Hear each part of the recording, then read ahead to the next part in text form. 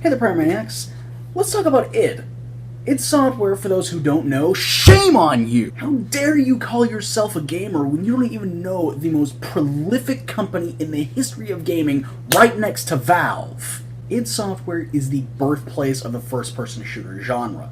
From its invention with Wolfenstein 3D, to its innovation with Doom, to its perfection with Quake. id, throughout the 80s and 90s, was the front-runner for PC first-person shooters, and today they are still king in many people's eyes. Although there was a time when they stumbled, and instead of being ahead of the curve, they began to just follow the crowd.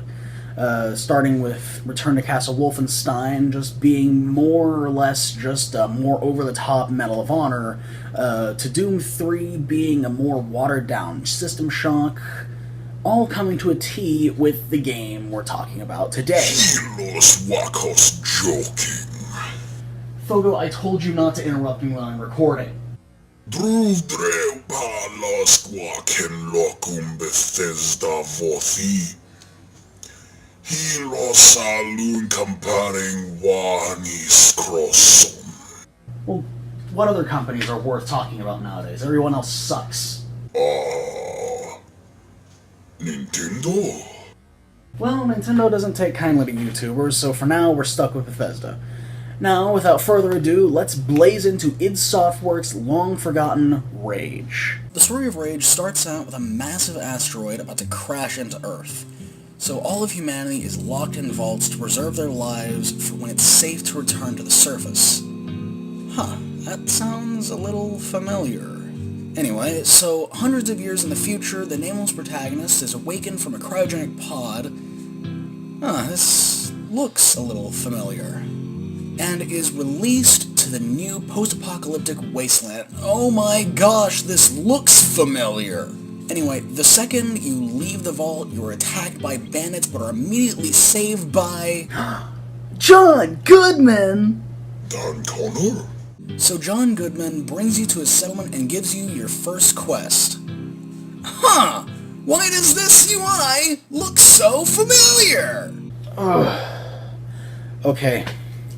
It's time we address the elephant in the room. This game has taken a lot of inspiration from a lot of games that were popular at the time, primarily Borderlands and Fallout, with a bit of Mad Max thrown in for good measure.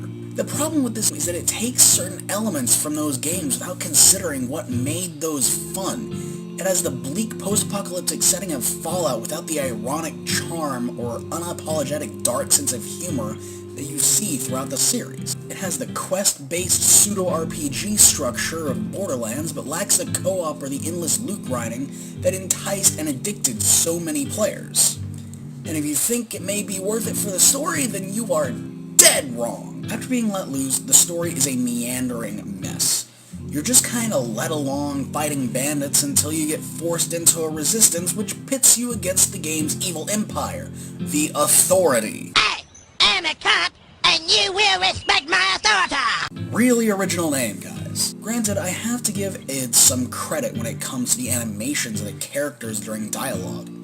They really did a good job at adding copious amounts of personality to everyone you talk to in the wasteland. But good animations and talented voice actors can only get you so far when your story and world building is bland and derivative. You don't even start fighting the Authority until halfway through the game. The gunplay is great, but that comes as no surprise, since no matter how generic Rage can be, it's still an id game. And saying an id game has good gunplay is like saying a Star Wars movie has good special effects. It pretty much goes without saying. The shooting mechanics are really intense and always packs a gory punch which never fails to paint a sadistic grin on my face.